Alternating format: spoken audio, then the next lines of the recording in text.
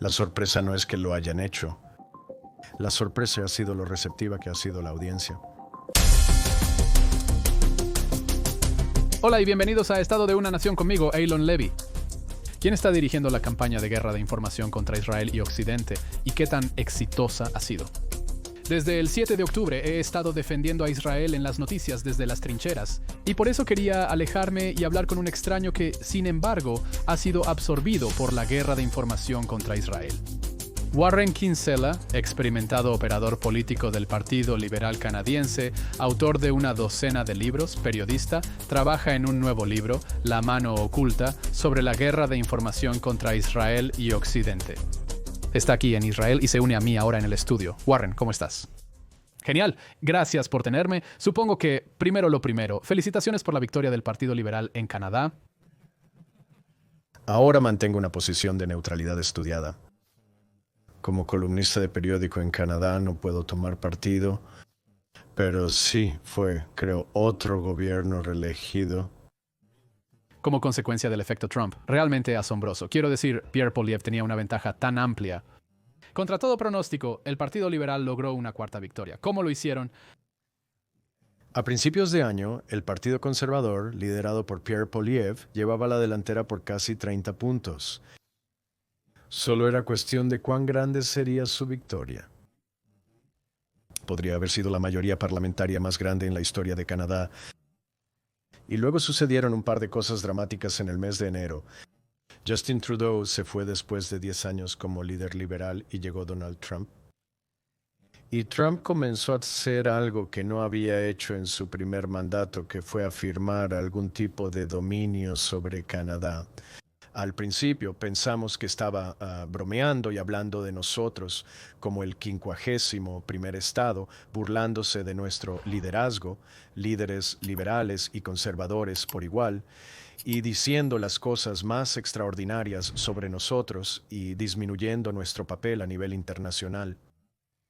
Y los canadienses dejaron de reír y comenzaron a preocuparse mucho, y tuvo un efecto dramático en la opinión pública. Y Mark Carney, exgobernador del Banco de Inglaterra y gobernador del Banco de Canadá, se convirtió de manera improbable en el líder del Partido Liberal de Canadá y aún más improbablemente se convirtió en primer ministro seleccionado y luego elegido. Tu presencia unió a la gente en torno a la bandera cuando comenzaron a pensar que quizás Trump hablaba en serio sobre anexar Canadá como el Estado 51. La agenda en Canadá incluye diversos temas como el costo de vida, los precios del gas y la política exterior respecto a Israel y la seguridad de los judíos en el país. Sé que la neutralidad estudiada hablaremos de eso pronto.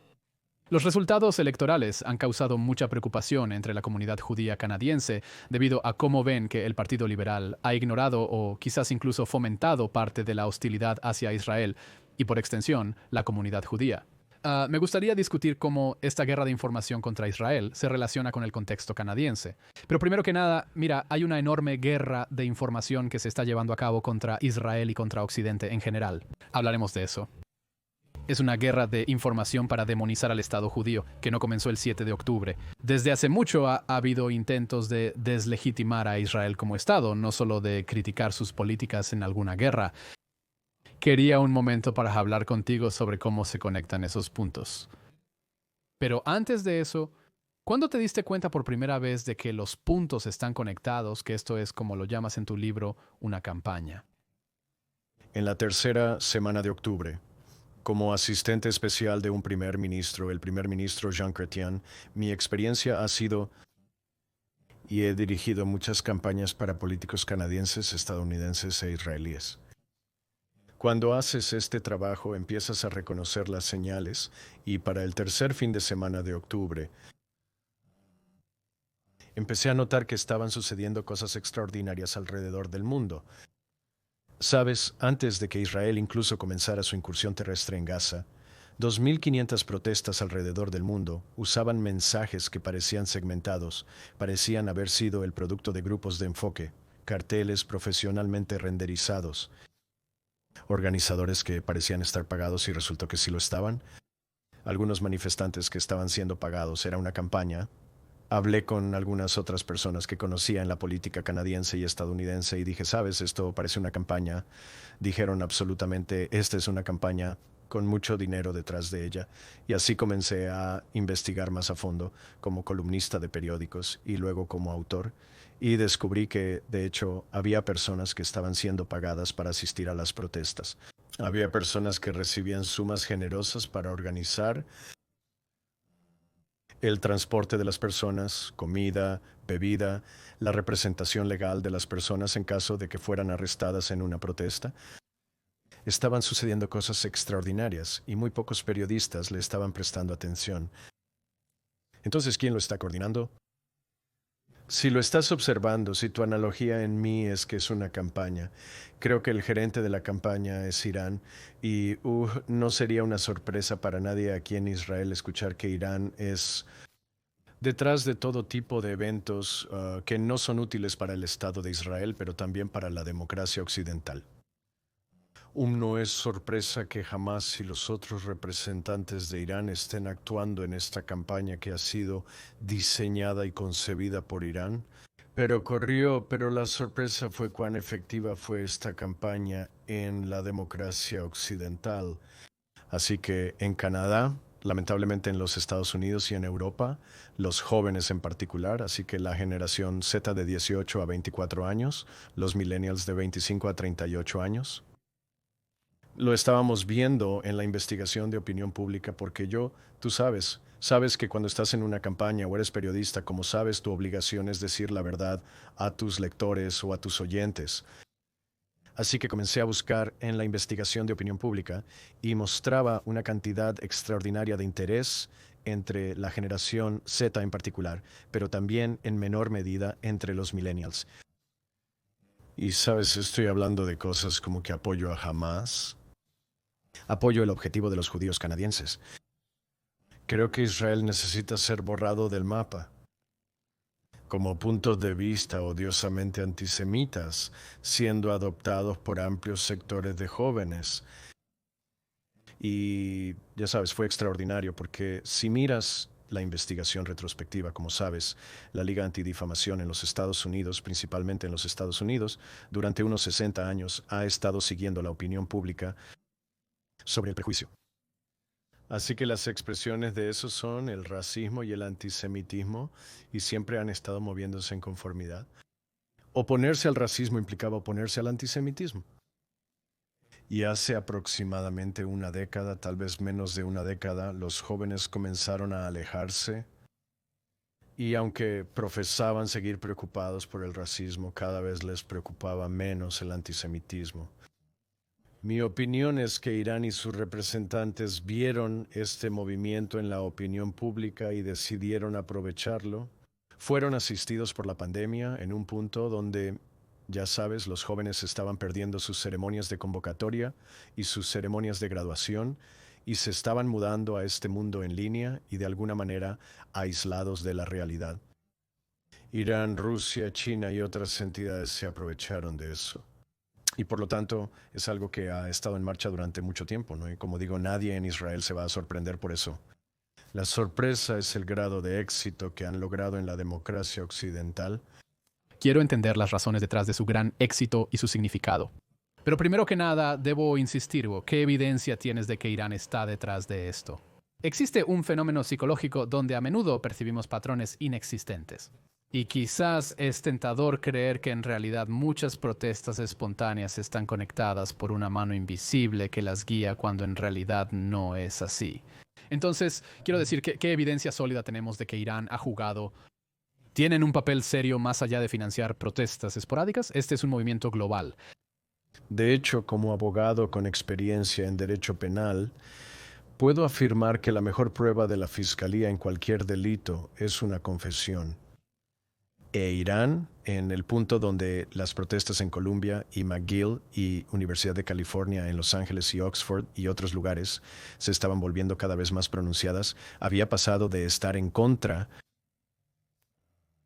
del tratamiento de los palestinos y en realidad se transformó en antisemitismo abierto y en algunos casos en defensa de Hamás y Frente Popular para la Liberación de Palestina y así sucesivamente. En ese momento creo que el gerente de campaña dijo, bueno, podemos admitir esto. De hecho, está yendo bastante bien y vimos al líder supremo en Irán y a otros indicando, sí, creemos que deberíamos apoyar a estos jóvenes en Occidente. Apoyaremos a los jóvenes en Occidente. La pregunta clave que surge de tu pregunta ¿es el apoyo material o retórico? Y hemos visto, vi una declaración del líder supremo de Irán que comparó a los manifestantes del campus con Hamas y Hezbollah y los Houthis como ramas de la resistencia, ¿sabes? Como diferentes frentes de la resistencia. Bueno, estudiantes por la justicia en Palestina,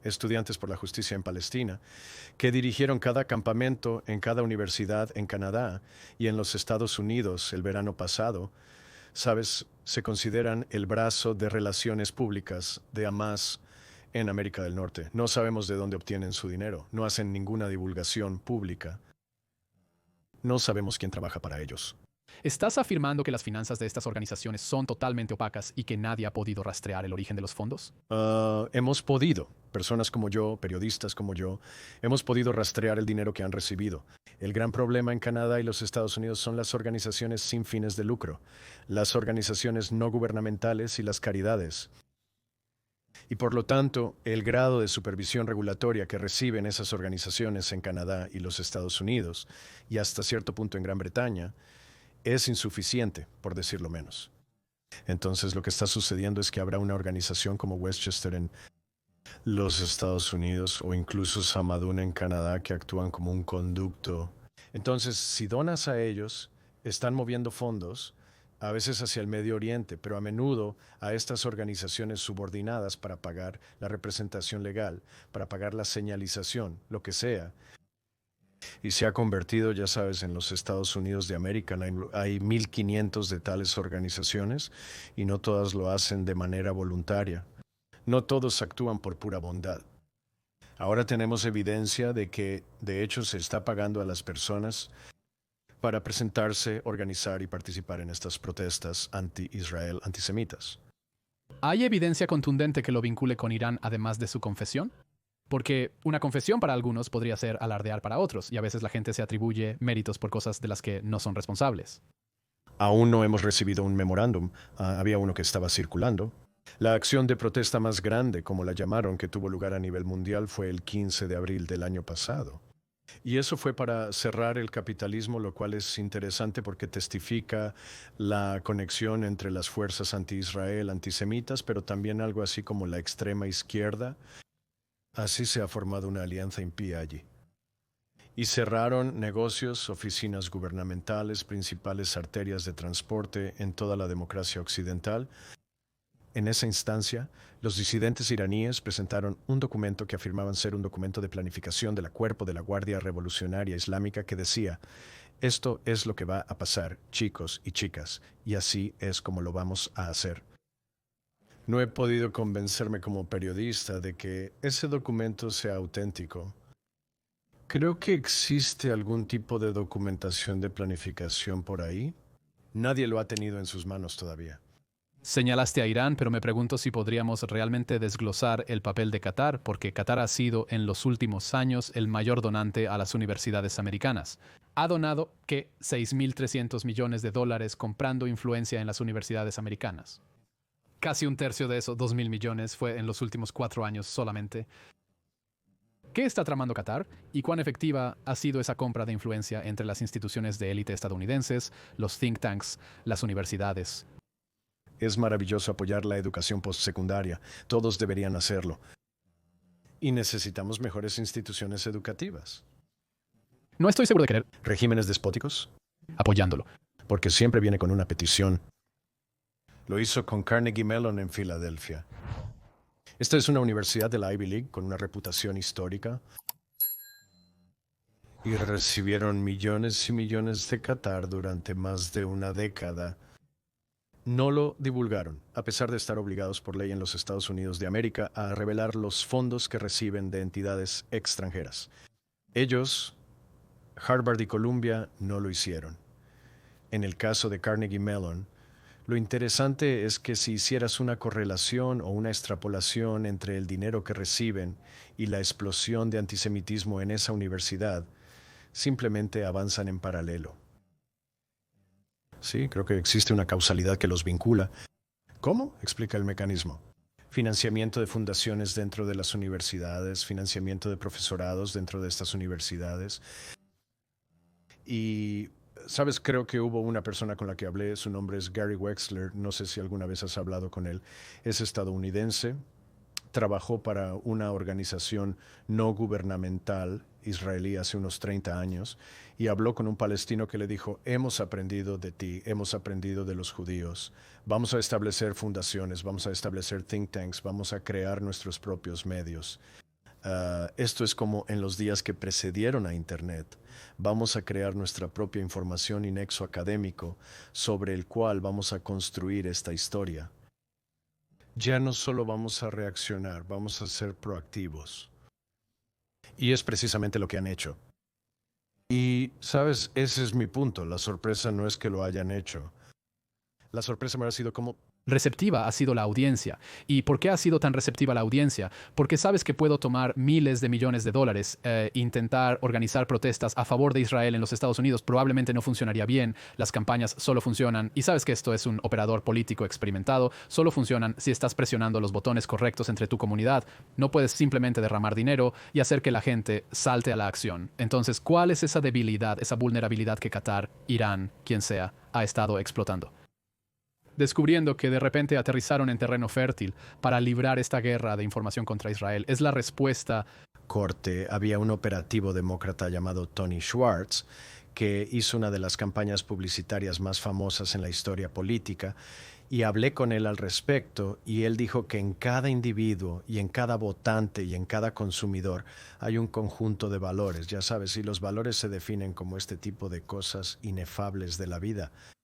Sabes, esperanzas y sueños y miedos, cosas que no puedes definir, si puedes ponerlas en palabras casi no son valores. Dijo que todos tienen esos, así que dijo que el objetivo de cada anunciante, cada político, cada líder comunitario es encontrar esa respuesta de corte.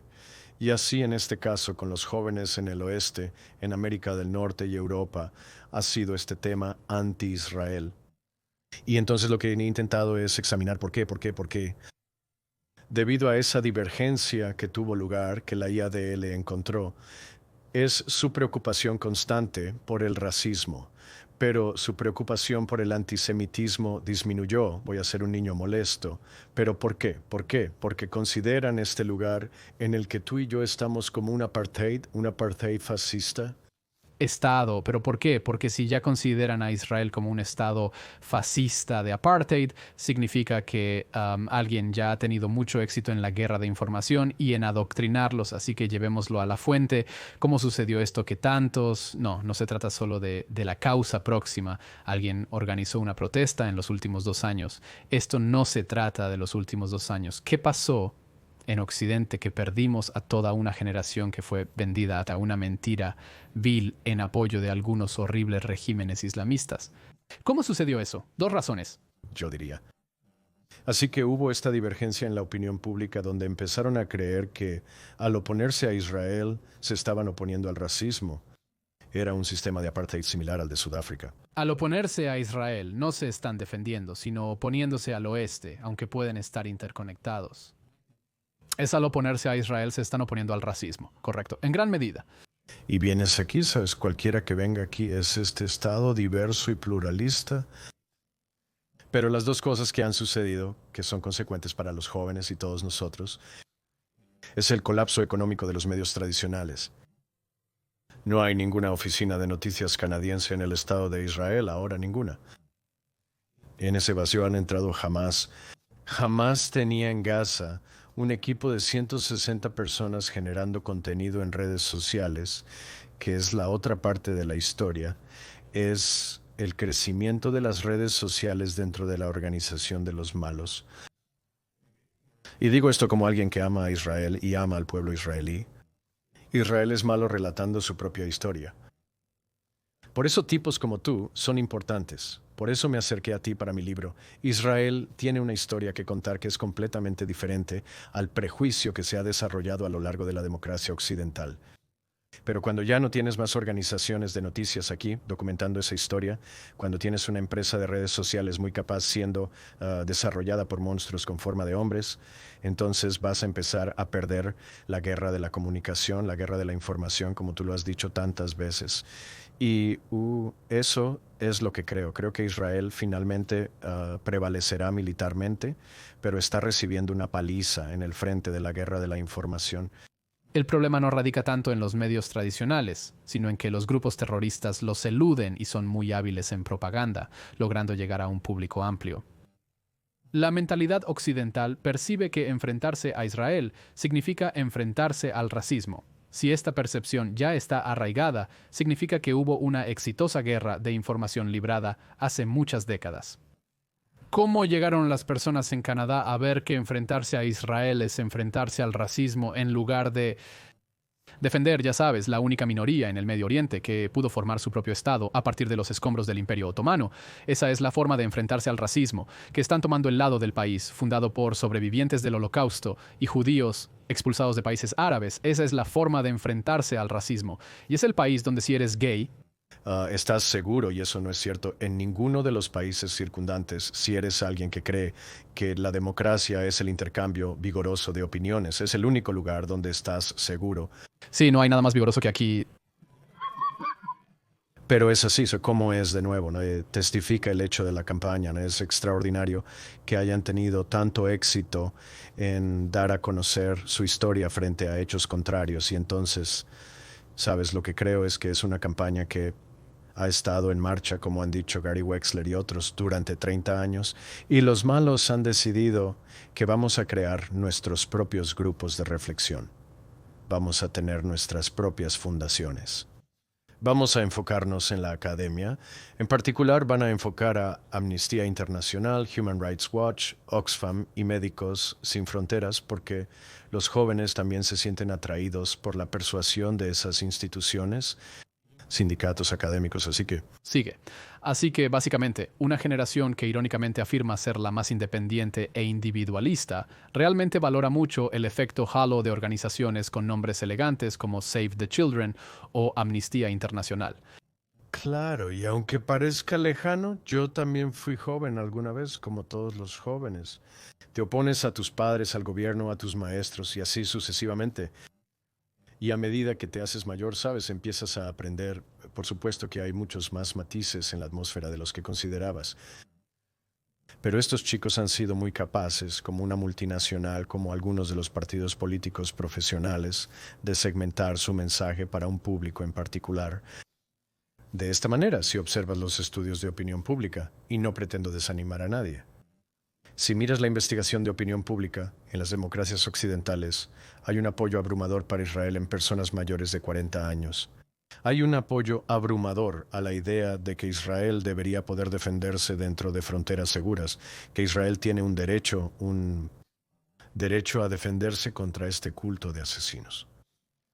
Pero hay divergencia dentro de este grupo de entre 18 a 38 y creo que es el producto de esta campaña concertada, bien financiada y bien organizada que ha estado en marcha durante muchos, muchos años.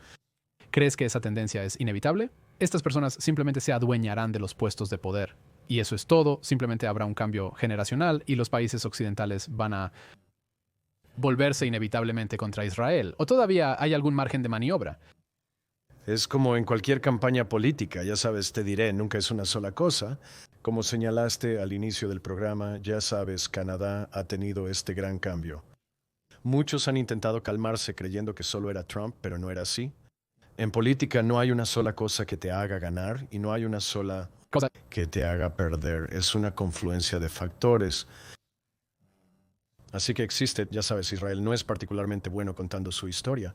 El colapso económico de los medios tradicionales y el auge de las redes sociales sin supervisión ni estándares profesionales.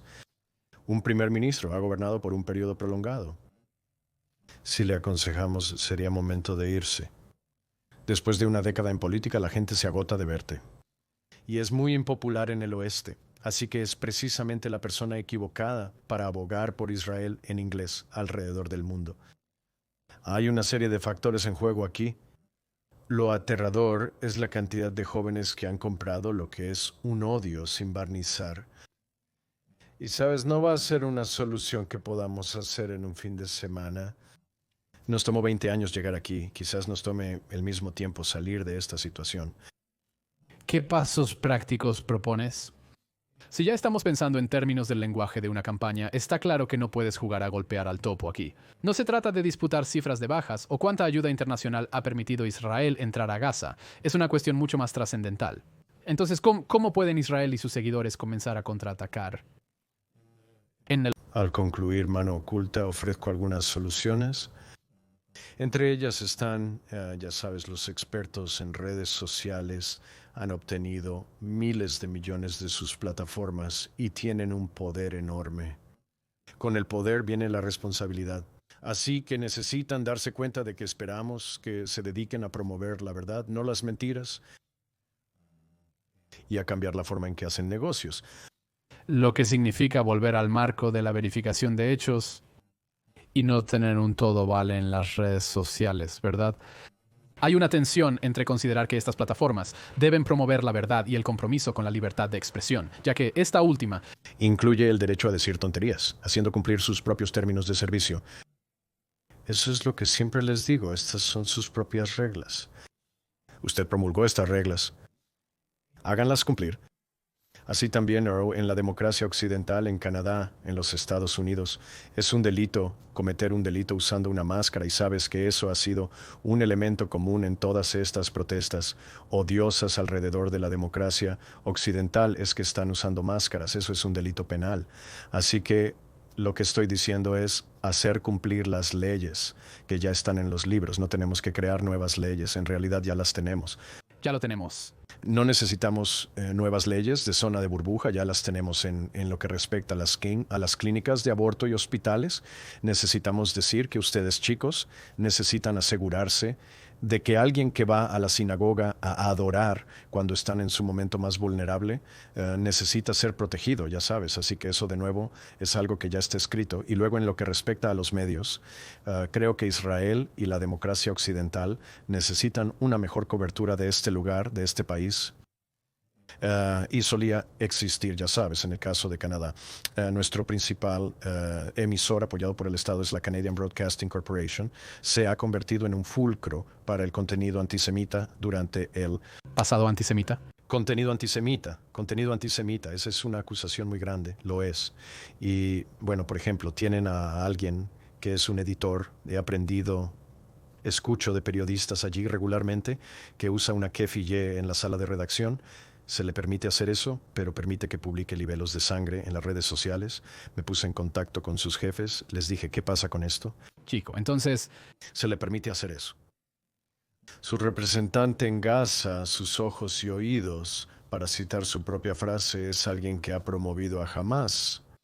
Es su camarógrafo en Gaza, pagado por mí, el contribuyente. En resumen, ese es un cambio necesario en los principales medios de comunicación. Necesitamos una mejor cobertura de la historia israelí. Israel se vende por sí mismo si las organizaciones de noticias se comprometen a venir aquí en momentos distintos a cuando un misil aterriza en Ben Gurion. Bueno, en realidad lo siento, creo que nadie cubrió eso excepto yo. ¿En serio? ¿Democracia occidental?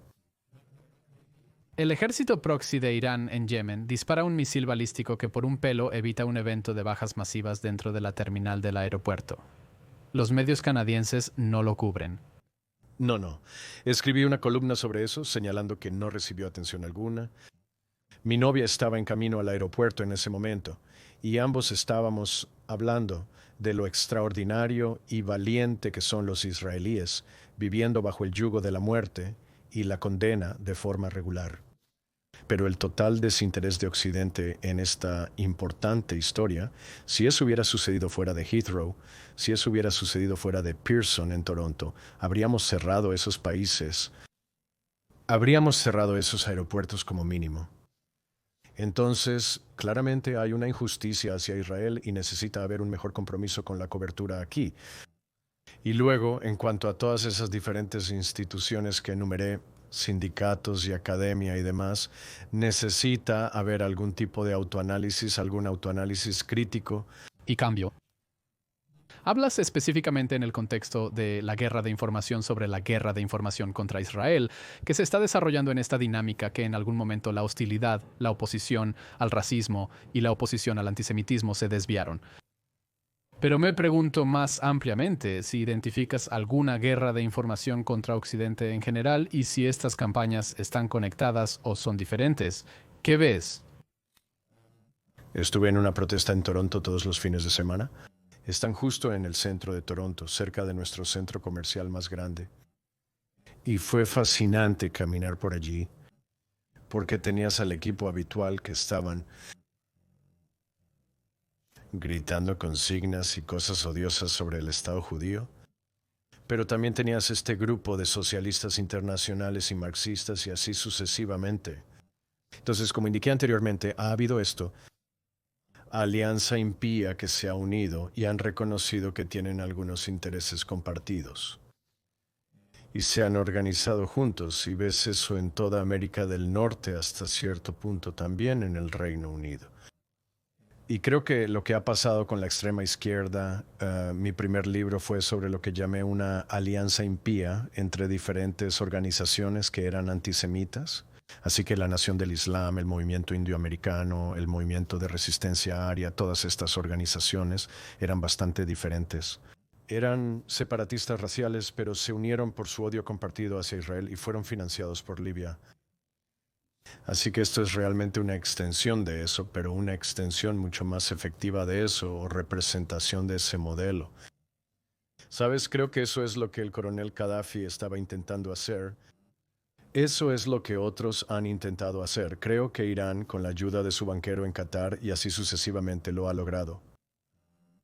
¿Sabes? Si alguien en Israel va al oeste, tienen garantizado que van a estar muy tristes. Van a estar deprimidos por lo que ven. Y solo el odio desenfrenado que se expresa hacia este lugar que es injusto e incierto. Y no se basa en hechos, se basa en algo completamente diferente y necesita ser confrontado. Warren, esta conversación ha sido fascinante. Es muy interesante escuchar tu punto de vista como forastero. Dada la profundidad con la que has investigado esto, quizás ya no sea justo llamarte un forastero más. Warren, ¿cuándo se publicará tu libro La mano oculta y cómo pueden las personas estar al tanto? Tu trabajo, el plan es que salga con Penguin Random House en el otoño. Y también estamos haciendo un documental basado en él. Y muy amablemente has aceptado participar en eso. Y eso también saldrá hacia finales de año. Así que gracias por tenerme. ¿Cuál es el mejor lugar para seguirte en redes sociales? Así se evitan los medios tradicionales que ya están fallando. Sí, entonces ya sabes, me he quedado allí, mantengo la lucha. Y creo que es importante no abandonar el campo de batalla. Sí, estoy en X y Facebook. ¿Cuál es tu nombre de usuario? Kinsella Warren en X. Y Warren Kinsella tengo algunas plataformas en Facebook. Muy confuso. Es al revés. Warren Kinsella, Kinsella Warren, como sea que te llames. Muchas gracias por venir a Estado de una Nación. Gracias, mi amigo, y eso nos lleva al final del episodio de hoy de Estado de una Nación. Como siempre, si disfrutas estos episodios, por favor, suscríbete en cualquier plataforma donde obtengas tus podcasts. Danos un me gusta, Estado de un Pod en redes sociales.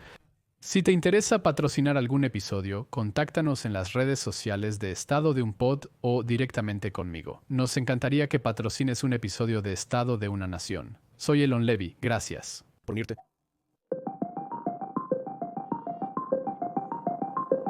Gracias.